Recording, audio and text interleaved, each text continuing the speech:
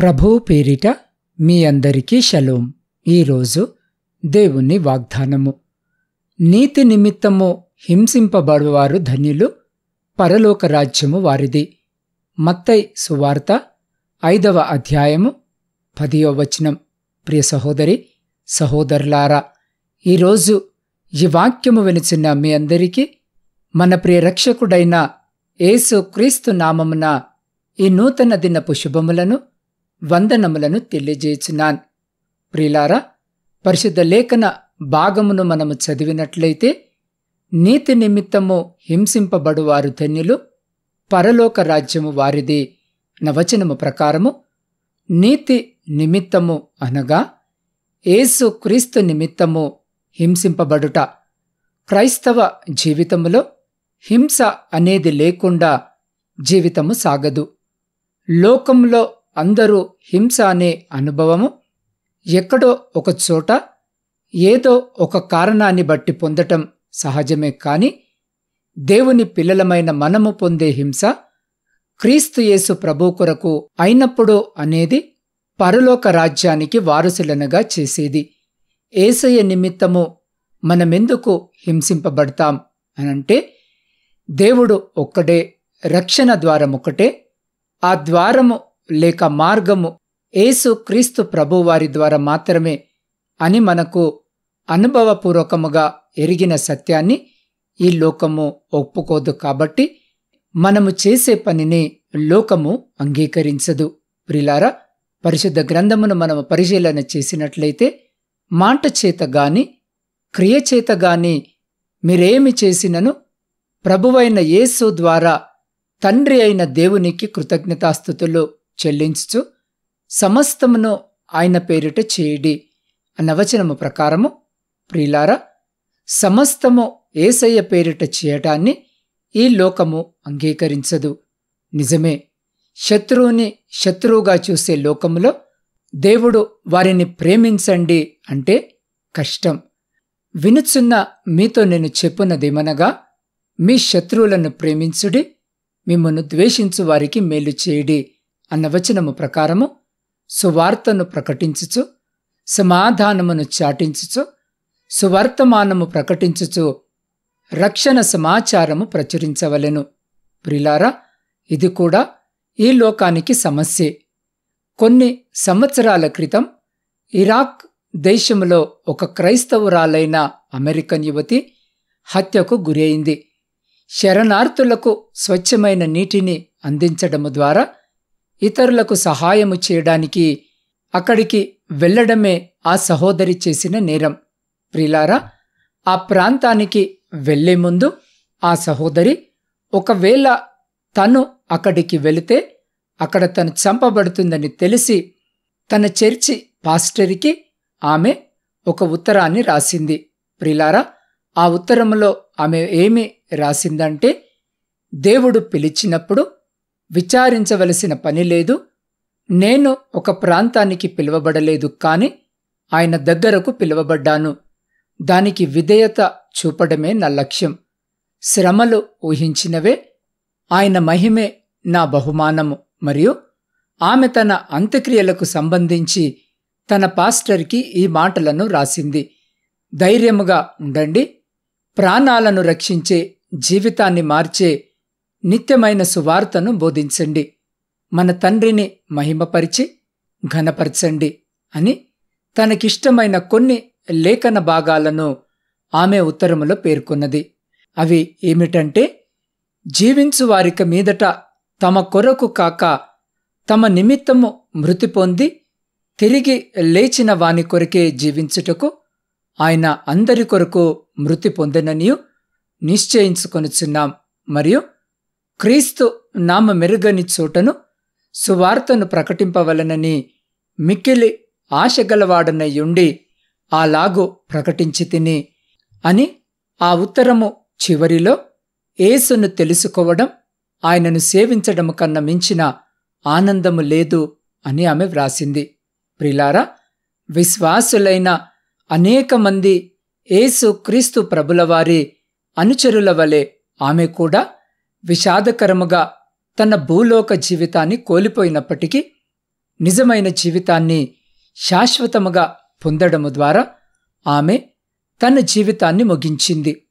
దేవునితో ఉండడంలో, నిత్యం ఆయనను ఆరాధించడంలో ఉన్న ఆనందమనే బహుమానాన్ని ఆమె పొందింది.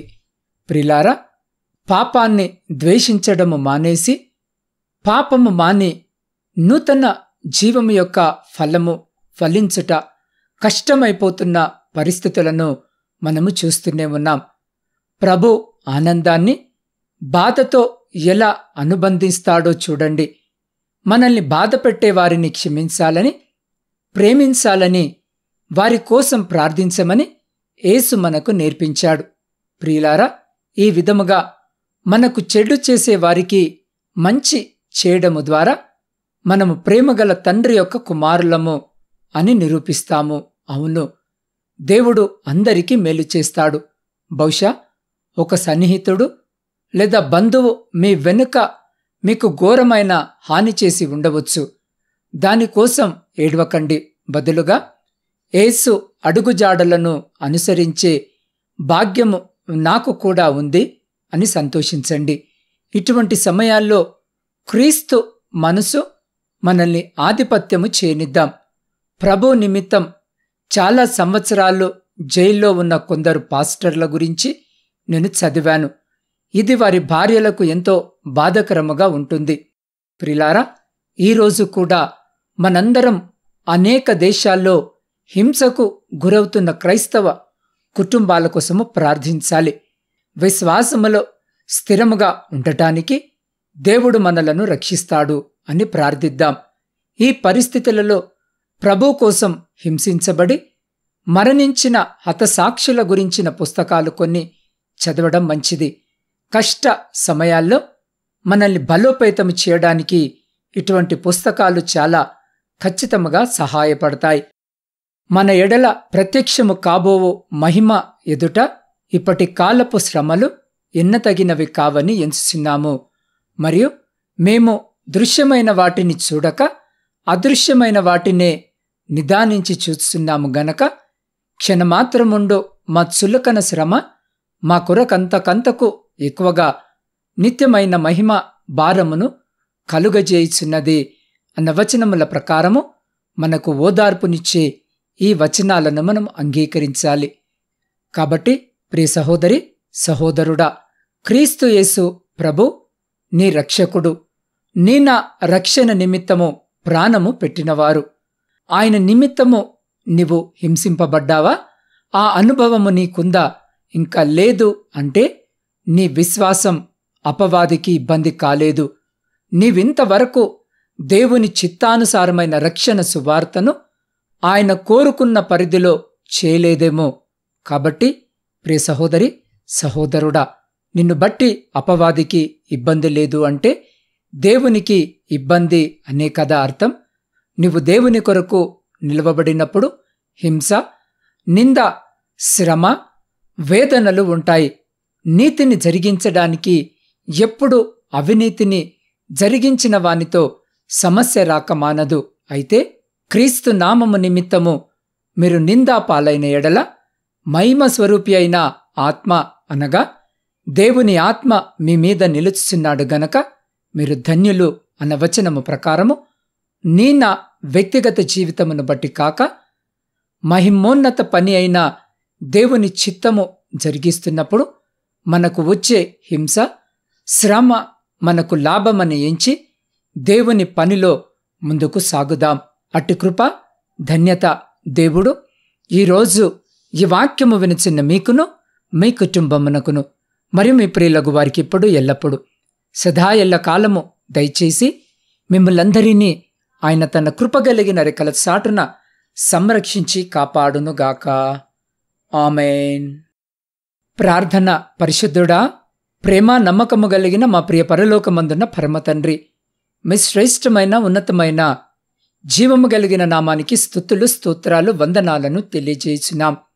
దేవ, గడిచిన కాలమంతా మమ్మలందరినీ మీ కృపగల రెక్కల చాటున సంరక్షించి మరొక నూతన దినములో మిమ్మల్ని ఆరాధించి మిమ్మల్ని స్తుతించడానికి మీరు మా జీవితంలో మాకు అనుగ్రహించిన ఈ సమయాన్ని బట్టి, ఈ భాగ్యాన్ని బట్టి మీకే కృతజ్ఞత వందనాలను తెలియజేయుచున్నాం. తండ్రి, మా జీవితంలో నిజముగా కలిగే బాధలు మాలో ఈ వచనములను నిజము చేస్తాయి, మరి పరలోక మహిమను తెస్తాయి. దయచేసి జాగ్రత్తగా జీవించడానికి మాకు కృపను దయచేయమని వేడుకొనుచున్నాం. దేవా, ఎంతోమంది నీ సేవకులు అనేక శ్రమలను, ఇబ్బందులను ఎదుర్కొంటున్నారు నాయనా. అలాంటి ప్రతి బిడ్డని దినాన జ్ఞాపకము చేసుకోండి నాయనా. వారిని, వారి పరిచర్యను, వారి కుటుంబాలను మీ కృపగలిగిన రెక్కల చాటున భద్రపరిచి, అయ్యా, మీ సువార్త పని నిమిత్తము వారు వెలుచున్నగా వారి త్రోవలను సరళము చేసి, వారికి ముందుగా మీరు వెళ్ళి అనేకులకు మీ ప్రేమను పంచేవారిగా బిడలను మార్చుమని మీ పాద సన్నిధిలో వేడుకొనుచున్నాం. దేవా, ఈరోజు జన్మదిన, వివాహ వార్షికోత్సవాలు జరుపుకొంచున్న ప్రతి బిడ కొరకు ప్రార్థిస్తున్నాం నాయన. ప్రతి బిడను జ్ఞాపకము చేసుకుని మీ నూతన దయాకిరీటము చేత బిడలను ఆశీర్వదించి, రాబోయే కాలమంతా కూడా నా తండ్రి ఫలభరితమైన కుటుంబ జీవితమును బిడలకు దయచేయమని వేడుకొంచున్నాం. శారీరక, మానసిక బలహీనతలతో బాధపడుతున్న ప్రతి బిడ కొరకు ప్రార్థిస్తున్నాం. అయ్యా, బిడలందరినీ దినాన మీరు దర్శించి మీ గాయపడ్డ హస్తం ద్వారా ముట్టి శీఘ్రమైన స్వస్థతను, మంచి ఆరోగ్యంను బిడలకు దయచేయమని వేడుకొనిచున్నాం. ఆ బిడ్డలందరికీ వైద్య పరిచర్యను అందిస్తున్న ప్రతి బిడ్డను, వారి కుటుంబాలను కూడా జ్ఞాపకము చేసుకోమని వేడుకొనిచున్నాం. దేవ, శాంతి సమాధానాలు లేని కుటుంబాల కొరకు ప్రార్థిస్తున్నాం. అయ్యా, విడిపోయిన కుటుంబాల కొరకు ప్రార్థిస్తున్నాం. ఈ దినాన బిడ్డలందరితో మీరు మాట్లాడండి నాయన. అయ్యా, వారి మధ్య శాంతి, సమాధానము, ప్రేమ, ఐక్యత, నమ్మకమును కలుగజేసి విడిపోయిన ప్రతి కుటుంబాన్ని ఐక్యపరచుమని వేడుకొనిచున్నాం. దేవ, ఈ సమయంలో ఈ ప్రార్థనలో ఏకీభవిస్తున్న ప్రతి బిడ్డను మీ హస్తాలకు అప్పజెప్తా ఉన్నాం. అయ్యా, ప్రతి బిడ్డ యొక్క హృదయవాంఛ నెరిగిన దేవుడవ వింటున్నావు. ఏ బిడ్డ ఈ అక్కర, ఈ అవసరత చేత మీ వైపు చూస్తూ వారి ప్రార్థన మనవులను కన్నీటితో మీ పాద సన్నిధిలో పెట్టుచున్నారో, ఆకాశము నుండి వారి ప్రతి ప్రార్థన మనవిని మీరు అంగీకరించి వారి జీవితంలో, వారి కుటుంబంలో, వారి దాంపత్య జీవితంలో ఉన్నటువంటి ప్రతి శ్రమ, ప్రతి ఆయాసము, ప్రతి దుఃఖము, ప్రతి అంధకార సంబంధమైన శక్తులన్నిటినీ మీ పరిశుద్ధ నామమున లయపరిచి, మీ ఆకాశపు వాక్యంలను విప్పి, మీ సమృద్ధికరమైన దీవెన ఆశీర్వాదాల చేత బిడల జీవితాలను, కుటుంబాలను దీవించి, ఆశీర్వదించి, తృప్తిపరిచి, మీ కృపలో భద్రపరుచుకొని ముందుకు నడిపించుమని సమస్త స్తుతి, ఘనత, మహిమ మీకే చెల్లించు మా రక్షకుడును మీ ప్రియకుమారుడైన యేసు క్రీస్తు శక్తి కలిగిన నామమున ప్రార్థించి, స్తుతించి, అడిగి పొందుకొని ఉన్నాము తండ్రి. ఆమేన్.